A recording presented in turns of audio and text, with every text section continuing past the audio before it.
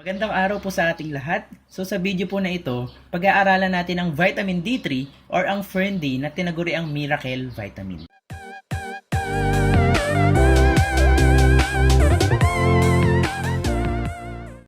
Ang main objective ng presentation is to give information sa lahat ng viewers. Ito yung mga sasagutin natin na tanong.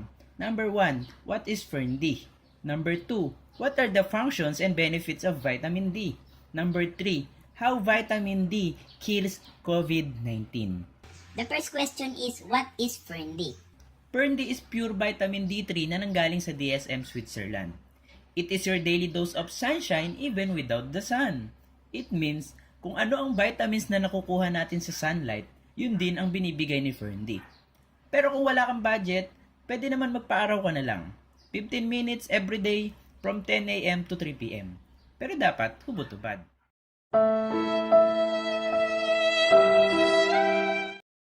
According to experts, 3 sa 5 Pinoy ay vitamin D deficient. The reason kung bakit deficient na tayo, it is because of sun phobia. It means, takot tayo magpa-araw kasi ayaw natin umitim. Sayang ang Rejuveset, sayang ang glutathione. Pero anyway, hindi na rin kasi ganun ka-healthy ang sun exposure. Too much sun exposure can cause skin diseases, skin cancer, at mabilis na pagtanda ng balat. So ito yung second question. What are the functions and benefits of vitamin D? Vitamin D actually is a cell regulator. It means, itinatama niya yung mali sa body system natin. Sa benefits naman, number 1, it strengthens bones and muscles. Vitamin D increases calcium absorption para patibayan ang buto at muscles. Number 2, it boosts immunity. So nakakalakas siya ng resistensya. Ito yung pruweba. Pansinin niyo yung mga batang laging nasa lansangan. Hindi sila sakitin kumpara sa mga batang lagi lang nasa bahay. Yung mga sanggol, pinapaarawan yan sa umaga para lumakas ang immune system. Kung nakakalakas ng immune system si vitamin D, ibig sabihin kaya niyang patayin si COVID-19. So here's the explanation of Dr. Vicky Bello kung paano ba pinapatay ni vitamin D ang COVID-19. Vitamin D3. For all these years, we've kind of ignored vitamin D3, and now we realize that there is so much good that can be done by this vitamin, especially with COVID-19. Number 1, it really increases your immune system. How? Well, it creates more dendritic cells, which are like Spider-Man webs that catch the COVID-19 virus. And so it's caught, it's sticky, it cannot move anymore.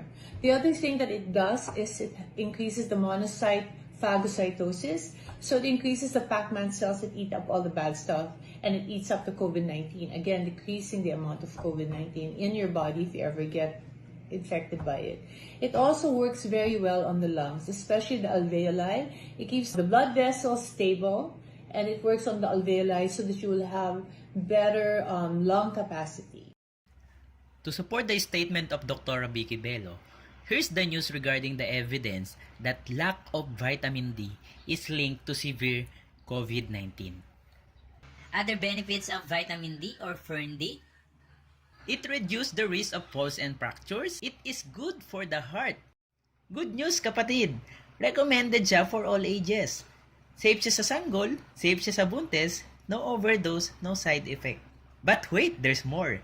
According to research, vitamin D can treat and prevent different kind of diseases. Osteoporosis, heart disease, cancer, autoimmune disease like lupus, AIDS, HIV, depression, insomnia, arthritis, chronic pain, psoriasis, fibromyalgia, and other diseases.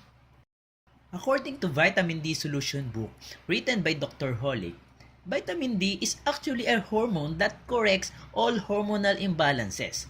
Kaya it addressed the concern ng mga kababaihan like PCOS, irregular menstruation, infertility, low sperm count, at pati yung hindi magkaanak.